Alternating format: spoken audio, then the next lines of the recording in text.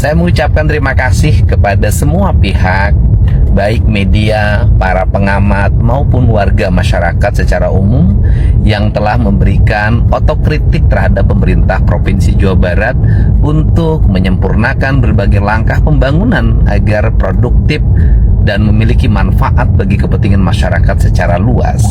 Salah satu hal yang disoroti adalah gagal bayar atau tunda bayar senilai 629 miliar. Dan saya sampaikan bahwa saat ini pemerintah Provinsi Jawa Barat sudah memiliki kecukupan uang untuk melakukan pembayaran. Dari mana sumber anggarannya? Sumber anggarannya diantaranya adalah dana alokasi umum yang tersedia, dan kemudian juga dari pembayaran pajak kendaraan bermotor yang terus mengalir dalam setiap hari. Terjadi peningkatan kesadaran warga Jawa Barat untuk melakukan pembayaran pajak kendaraan bermotor. Jadi saya mengucapkan terima kasih nih pada seluruh wajib pajak kendaraan bermotor yang semangat bayar pajaknya, dan pemerintah provinsi juga semangat bangun jalan dan berbagai kelengkapannya.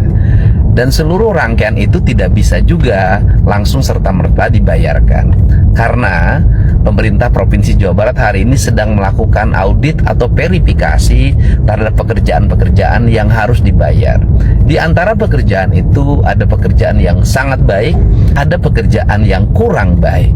Terhadap pekerjaan yang kurang baik, kami akan terus melakukan verifikasi, audit, studi lapangan, agar pekerjaan-pekerjaan yang kurang baik pasti kami tidak akan membayarkan semuanya. Kami akan membayarkan sesuai dengan jasanya. Untuk itu silahkan warga masyarakat untuk menyampaikan kritik, salam, dan postingan ke media sosial mengenai pekerjaan-pekerjaan yang baik, yang kurang baik, maupun yang tidak baik, agar kita senantiasa memiliki lembaga kontrol di berbagai tempat, yaitu masyarakat secara luas, sehingga hasil pembangunan berkualitas.